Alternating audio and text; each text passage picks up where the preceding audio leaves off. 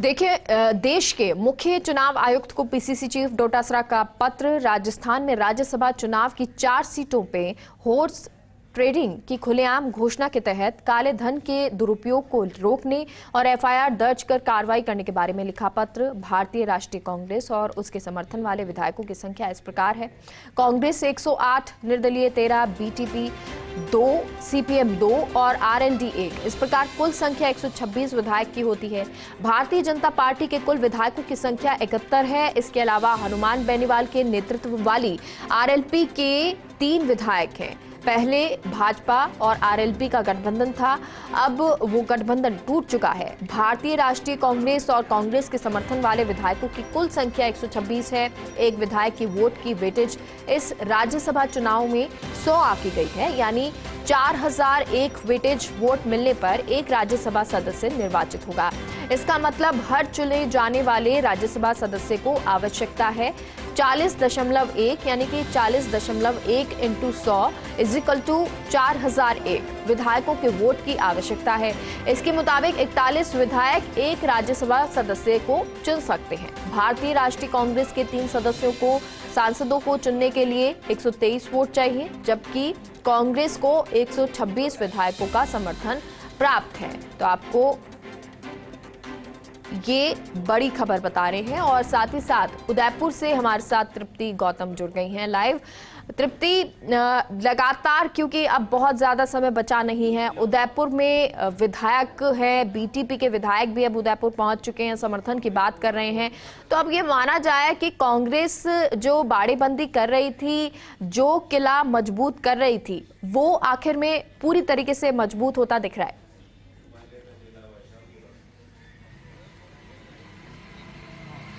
जी बिल्कुल मेघा, आप बिल्कुल सही कह रही हैं। जो किला कांग्रेस मजबूत करना चाहती थी वो बहुत ही ज्यादा, और इस समय ये कह सकते हैं कि वो मजबूत हो चुका है। अपनी जीत का दावा जो कांग्रेस कर रही है वो कहीं ना कहीं सही साबित हो रहा है कि जिस तरीके से बीटीपी के विधायक भी कांग्रेस के समर्थन में आ गए हैं। कल ही उन्होंने सीएम गहलोत के साथ में अपने मंत्रियों के साथ मिलकर, बीटीपी विधायकों ने अपने मंत्रियों के साथ सीएम गहलोत से मुलाकात की, उनसे बातचीत की, अपनी जो उनकी दुविधाएं थी, जो भी उनकी मांगे थी वो उनके सामने रखी। इससे साफ पता चलता है कि अब कांग्रेस को जीतने से शायद कोई ना रोक पाए, क्योंकि अगर अभी मैं बात करूं तो सिर्फ एक निर्दलीय विधायक है बलजीत यादव, जो कि यहां से बाहर है। उसके अलावा बीटीपी यहां पर आ चुकी है, सीपीएम पहले से थी, आरएलडी यहां पर है। तो सभी का समर्थन जो है वो कांग्रेस को मिल चुका है। इससे साफ तौर पर पता चलता है कि जो मैसेज अशोक गहलोत यहाँ पे विधायकों को देना चाहते थे और जिसके लिए वो ताज अरावली आए थे, वो सक्सेसफुल यहाँ पर साबित हुआ है कि हाँ, कांग्रेस ने जो भी मैसेज रखा था, जो भी एकजुटता की बात की थी, वो एकजुटता यहाँ पर साफ तौर पर दिखाई दे रही है। और मेघा, इसी को लेकर मेरे सहयोगी भी मेरे साथ मौजूद हैं, आइए जरा उनसे बात करते हैं। शिवेंद्र, जिस तरीके से कहा गया था कि कांग्रेस अपनी जीत का दावा कर रही है और अब वो किला पूरी तरीके से मजबूत होता हुआ भी नजर आ रहा है, क्या कहेंगे? देखिए, संख्या बल तो कंफर्टेबल है कांग्रेस के पास और उनको लग रहा है कि अब कोई दिक्कत उनको आएगी नहीं, क्योंकि 2 जून से जब ये शुरू हुई है बाड़ेबंदी तो लगातार विधायकों की संख्या जो है बढ़ी है। और कल एक और इसमें महत्वपूर्ण मुकाम आया जब बीटीपी के 2 विधायक, क्योंकि तीसरी सीट जीतने के लिए बहुत जरूरी था कि बीटीपी का समर्थन मिलता। तो कुछ डिमांड्स थी उनकी, जो लोकल में जब आदिवासियों का आंदोलन हुआ था काकरिया में, उस समय कुछ एफआईआर हो गई थी बहुत सारे यूथ पर। तो उन डिमांडों के बारे में सकारात्मक आश्वासन दिया है, कुछ अधिकारियों के तबादले भी हुए हैं। तो बीटीपी के दोनों विधायक कांग्रेस के कैंप में आ चुके हैं।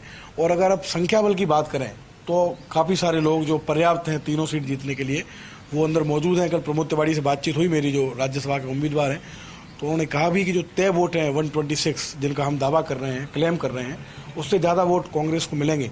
लेकिन इसके अलावा और भी बहुत कुछ चल रहा है ताज अरावली के अंदर। जैसे कल जो ग्रुप G6 है उसके विधायकों ने मुख्यमंत्री अशोक गहलोत, गोविंद सिंह डोटासरा और राज्यसभा के 3 उम्मीदवारों से मुलाकात की है। और ये जो मुलाकात थी ये बिल्कुल पॉइंट टू पॉइंट हुई। जो चीज़ें वो बहुत दिनों से कहना चाह रहे थे, जो सीएमआर की मुलाकात में नहीं कह पाए थे, जैसे राजेंद्र गुढ़ा के बारे में कहा गया कितने सीनियर लीडर हैं और इस बार भी उनको सिर्फ होमगार्ड जैसी मिनिस्ट्री मिली है।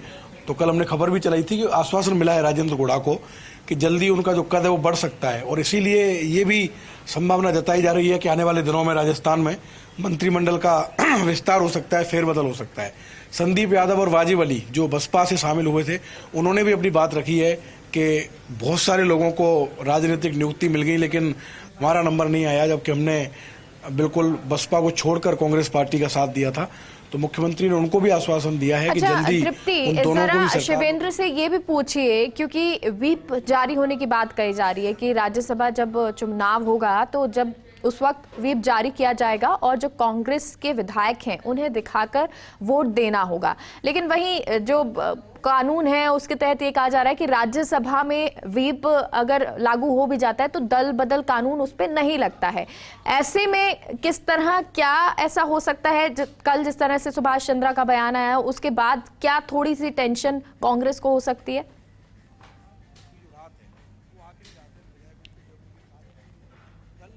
संभवतः दोपहर में ऐसा समय बताया जा रहा है कि 3 से 4 बजे के आसपास चार्टर प्लेन से, विशेष प्लेन से रवाना होंगे जयपुर के लिए। हालांकि अभी तक कंफर्म समय नहीं आया है, लेकिन ये सूत्र बता रहे हैं कि कल इनका जाना तय है।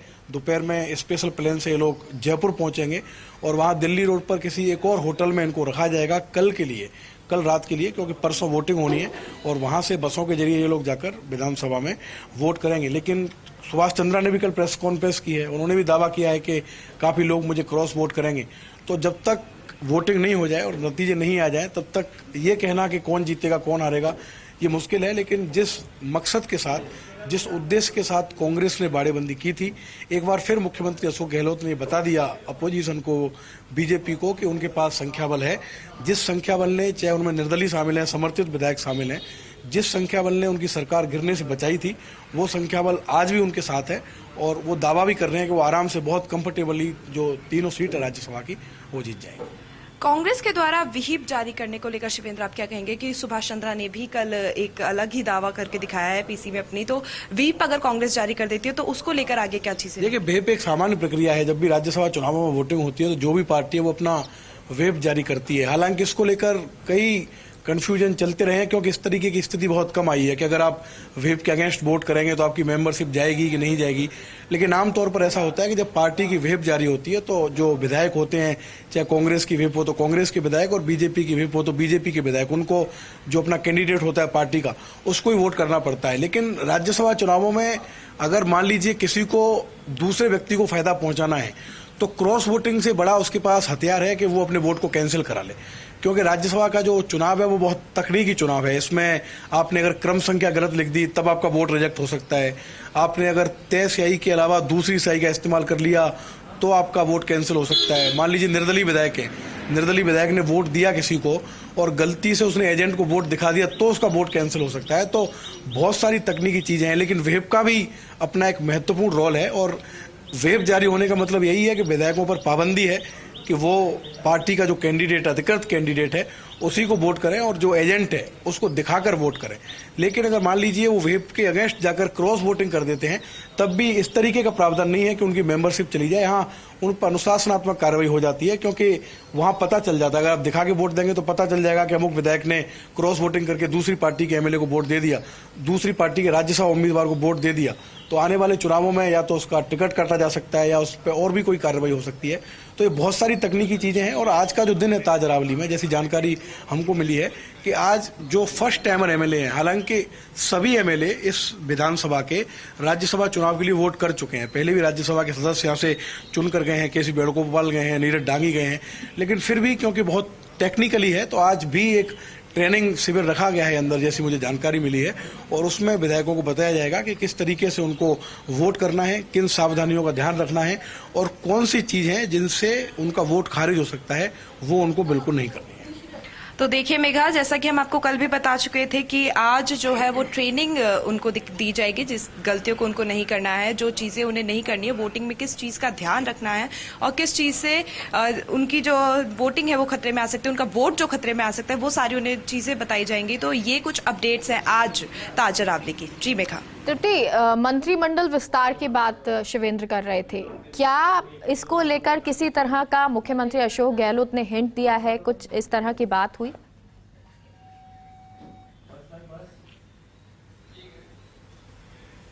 मंत्रिमंडल विस्तार की अगर बात करें मेघा, तो उसको लेकर भी जो हलचलें हैं वो पूरी तरीके से बनी हुई हैं। मंत्रिमंडल विस्तार एक ऐसी चीज अब आ गई है जिसको लेकर हर सभी की जो निगाहें हैं वो उसी पे टिकी हुई हैं कि आगे क्या कुछ होना है और क्या कुछ होगा वो सभी को पता चल जाएगा। शिवेंद्र भी हमारे साथ मौजूद है। शिवेंद्र, मंत्रिमंडल विस्तार की अभी आप बात कर रहे थे, उसको लेकर अगर हम बात करें तो क्या लगता है कि मुख्यमंत्री की तरफ से क्या कोई चीज ऐसी सामने आई है जिससे हम कह सकते हैं कि हाँ, इस बारे में वो सोच रहे हैं? देखिए, थोड़े से संकेत मिले हैं मंत्रिमंडल विस्तार के, क्योंकि जैसा मैंने कहा कि G6 के जो विधायक कल मिले हैं मुख्यमंत्री से, तो राजेंद्र घोड़ा जो भी होमगार्ड के राज्य मंत्री हैं, उनकी बात आई थी कल जो मीटिंग हुई है उसमें कि मैं पिछली बार भी होमगार्ड का मंत्री था, इस बार भी मैं होमगार्ड का मंत्री हूं, तो ये कहा गया है कि आने वाले दिनों में आपका ध्यान रखा जाएगा। तो वो ध्यान तो तभी रखा जाएगा जब रीसफल होगा तभी उनका पोर्टफोलियो बदलेगा। लेकिन फिर भी राजस्थान में मंत्रिमंडल विस्तार करना इतना आसान नहीं है, क्योंकि पहले भी हमने देखा था जब रीसफल हुआ था तो बहुत सारी बंदें लगा दी गई जो फर्स्ट टाइमर लोग हैं। मंत्रिमंडल अलग बात है, फिलहाल जो सबकी नजरें हैं वो हैं राज्यसभा चुनाव पर। बहुत बहुत शुक्रिया आप दोनों सहयोगियों का हमसे जुड़ने के लिए।